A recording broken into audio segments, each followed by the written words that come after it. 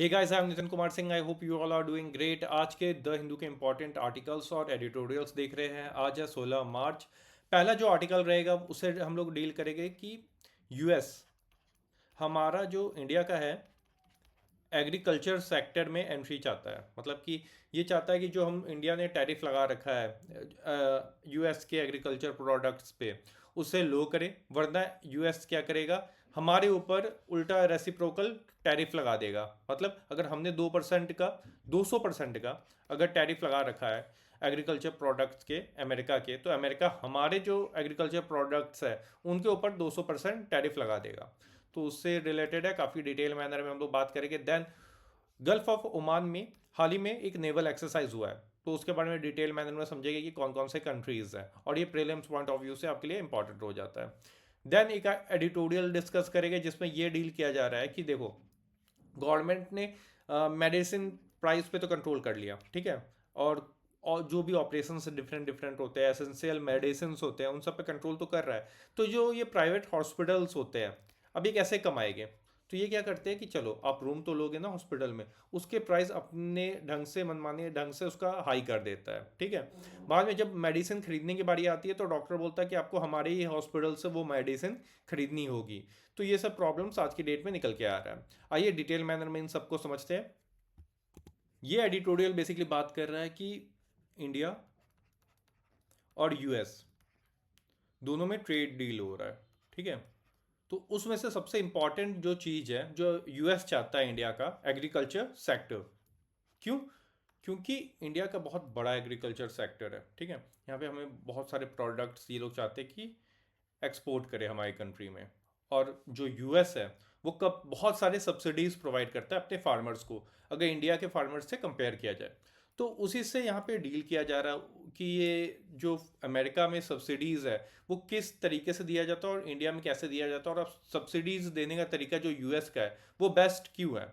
देखिए, 2023 का ये रिपोर्ट है, इसमें बताते हैं कि यूएस में आज की डेट में 1.82 मिलियन फैमिली फार्मर्स है। फैमिली फार्मर्स का मतलब होता है कि जिनका प्राइमरी काम है फार्मिंग करना, ठीक है, कि इनका मेजर फोकस होता है कि फार्मिंग ही करना है, क्या क्या, मतलब कि उनका ज़्यादा डिस्ट्रैक्ट नहीं है।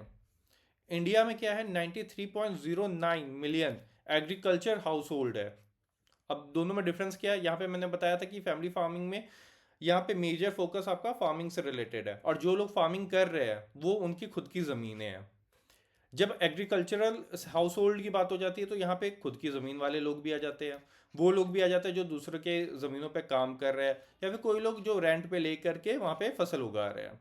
तो सबकी बात हो जाती है। मेजर डिफरेंस देख रहे हो दोनों की पॉपुलेशन में, ठीक।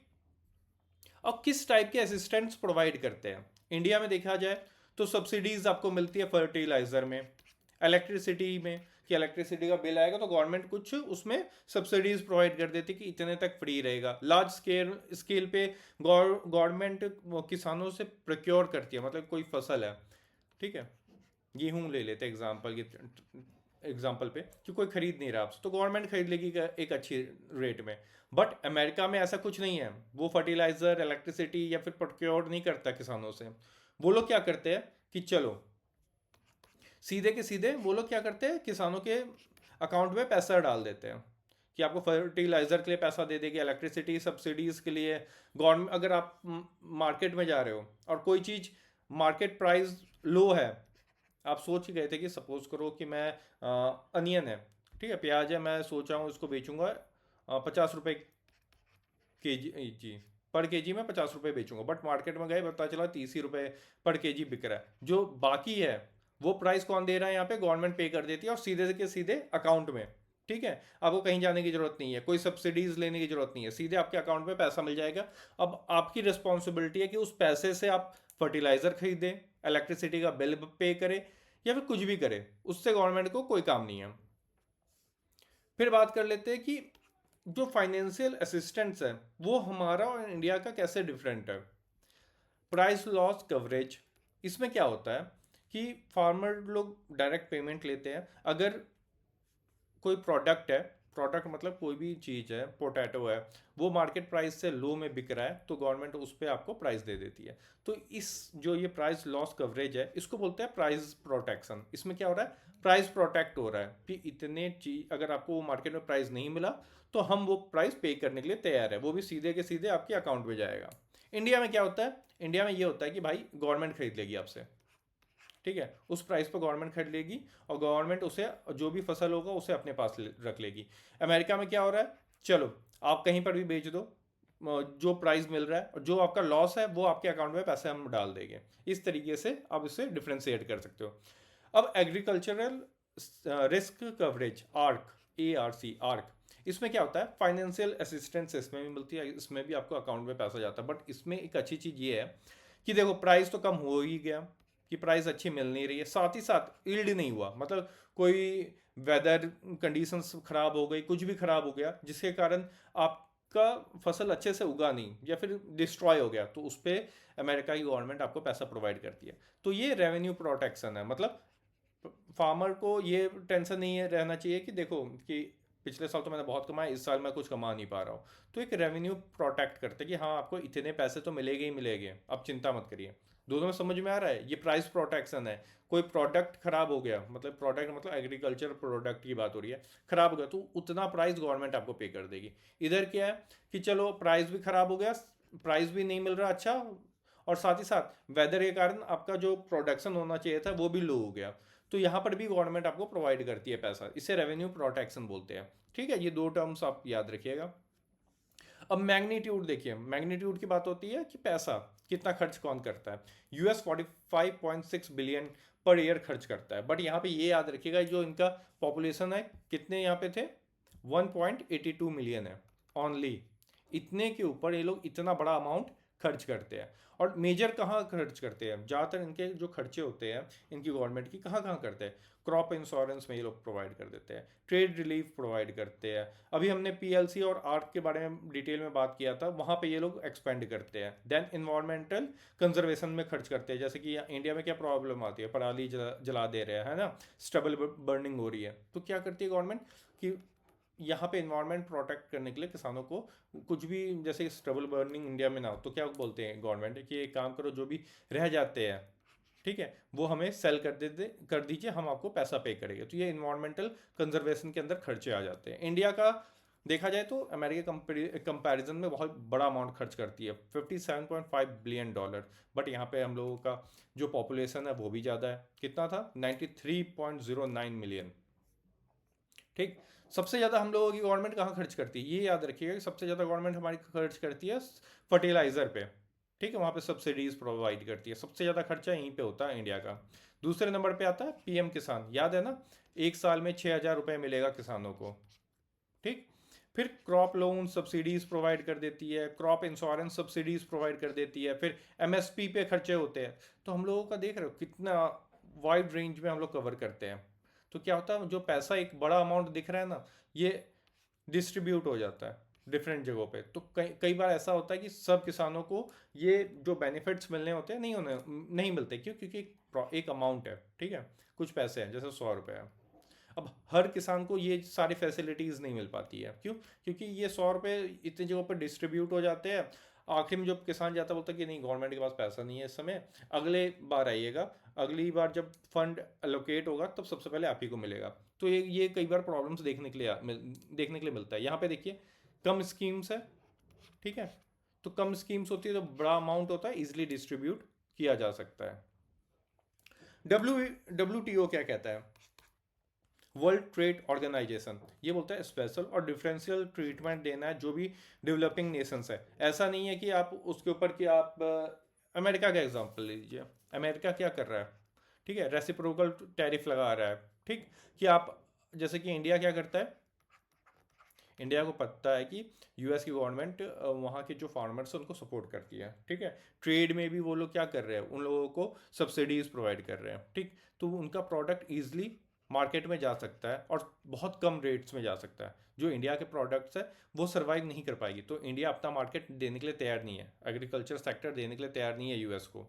तो US क्या करता है कि अच्छा आपने हमारे प्रोडक्ट पे 200% टैरिफ लगा रखा है ना, तो मैं क्या करता हूँ आपके ऊपर मैं भी 200% टैरिफ लगा देता हूँ कि आपका प्रोडक्ट भी मेरे मार्केट में नहीं आना चाहिए फिर।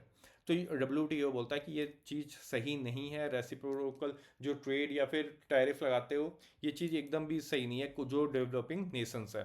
तो क्या यूएस आने वाले टाइम पे ये जो WTO का नॉर्म्स है ये मानेगा? वैसे अभी तक तो देखा जा रहा है तो मान नहीं रहा, ठीक है।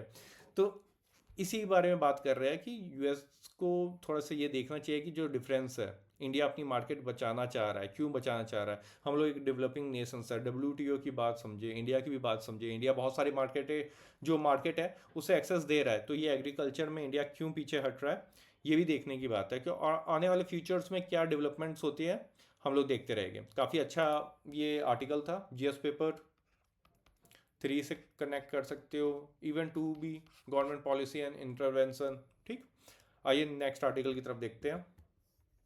बेसिकली बात कर रहे हैं कि हाल ही में ईरान, रसिया, चाइना, इन लोगों ने नेवल एक्सरसाइज किया हुआ है। कहाँ पे? गल्फ ऑफ ओमान में। मैप में देख लेते हैं, प्रीलिम्स पॉइंट ऑफ व्यू से ये काफ़ी इंपॉर्टेंट आर्टिकल हो जाता है। ठीक है, तो ये रहा गल्फ ऑफ ओमान। किस किस को कनेक्ट करता है? अरेबियन सी को पर्शियन गल्फ से, बॉर्डर ईरान, पाकिस्तान, UAE और ओमान, इन सब से अपना बॉर्डर शेयर करता है। एग्जाम में आपसे बस इतना ही चीज़ें पूछा जाएगा कि कौन किस किस से अपना बॉर्डर शेयर करता है और या फिर किस कंट्री से ये अपना बॉर्डर शेयर नहीं करता। प्रीलिम्स का यही ट्रेंड रहा है। गल्फ ऑफ ओमान को गल्फ ऑफ मकरन के भी नाम से जाना जाता है। ठीक, आइए नेक्स्ट आर्टिकल की तरफ देखते हैं। आर्टिकल बेसिकली बात कर रहा है, सुप्रीम कोर्ट ने हाल ही में एक जजमेंट दिया कि ये जो प्राइवेट हॉस्पिटल्स होते हैं, ये लोग क्या करते हैं कि जो रूम के प्राइस होते हैं ये वेरी करता है हॉस्पिटल टू हॉस्पिटल। आप देखते हो इसको काफ़ी ज़्यादा प्राइस टैग होते हैं इनके। और कई सारे हॉस्पिटल में आप जब पेशेंट जाता है तो बोलते हैं कि ये देखो हमारा CT स्कैन, डॉक्टर को दिखाता है, डॉक्टर बोलता है अरे ये तो हमारे हॉस्पिटल का नहीं है स्कैन, आप हमारे हॉस्पिटल से ये स्कैन करिए, या फिर ये मेडिसिन हमारे हॉस्पिटल से खरीदिए। तो ये सब बहुत सारे प्रॉब्लम्स देखने के लिए मिल रहा है। तो सुप्रीम कोर्ट ने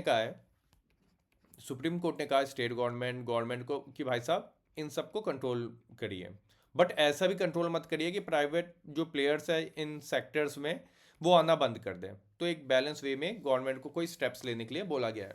इसे GS पेपर 2 हेल्थ और गवर्नमेंट इंटरवेंशन से आप कनेक्ट कर सकते हो। आज की डेट में NP, मेरा एन सही कर लूँ मैं, NPPA, national pharmaceutical pricing authority, ये डिसाइड करता है मेडिसिन के प्राइस कितने होना चाहिए। उसके लिए ये लोग नेशनल लिस्ट एसेंशियल मेडिसिन जारी करता है। नेशनल लिस्ट एसेंशियल मेडिसिन का एक लिस्ट जारी करता है। ठीक है, इसमें जो जो एसेंशियल मेडिसिन होते हैं उनका एक प्राइस स्लैब होता है। मतलब कि कि सपोज करो ये कोई मेडिसिन है, ये 500 रुपये है। अगर इसने बोल दिया, नेशनल फार्मास्यूटिकल प्राइसिंग अथॉरिटी ने इस लिस्ट में लिख दिया कि इससे ज़्यादा आप नहीं कर सकते हो, ये सीलिंग है, इससे ऊपर नहीं जाना है, इससे कम भले ही कर लो, तो आपको उतना ही मानना होगा। और ये जो लिस्ट है ये पब्लिश कौन करता है? Ministry of health and family welfare ये इस लिस्ट को पब्लिश करता है। ठीक है, तो इनका सिर्फ और सिर्फ काम क्या है? इन मेडिसिन जो इस लिस्ट में है एसेंशियल मेडिसिन, इनके प्राइस को मतलब डिसाइड करना। इसके अलावा ये कुछ और इनके पास ज़्यादा पावर नहीं है। मतलब अगर कोई हॉस्पिटल है वो अपने मनमाने ढंग से रूम के दाम बढ़ा सकता है। जब जाते हो आप लोग हॉस्पिटल में, अगर एडमिट होते हो तो वहाँ पे रूम लेते हो ना, तो ये इसके अंदर नहीं आता, फार्मास्यूटिकल प्राइसिंग अथॉरिटी के अंदर नहीं आता। तो हॉस्पिटल यहाँ पे कमा लेते हैं। देन जो मेडिकल डिवाइस होता है उसके ऊपर इन लोगों का कोई भी कंट्रोल नहीं है, तो मेडिकल डिवाइस पे ये लोग पैसा कमा लेते हैं काफ़ी अच्छा। ठीक है, तो इन सबको कंट्रोल करने की बात की जा रही है। अब ये बस इतना सही आर्टिकल था, बहुत अच्छा आर्टिकल था। एक तरीके से आपको ये बेसिक इन्फॉर्मेशन मिल जाएगा कि NPPA क्या होता है। ये एक प्राइस सीलिंग तय करता है और ये एक लिस्ट जारी करता है, national list of essential medicine. इसे पब्लिश कौन करता है? Ministry of health and family welfare. But इनके अंदर को क्या क्या नहीं आता हॉस्पिटल के, जो रूम हो गया, मेडिकल डिवाइसेस हो गई, इन सब का प्राइस ये लोग आज की डेट में कंट्रोल नहीं करते हैं।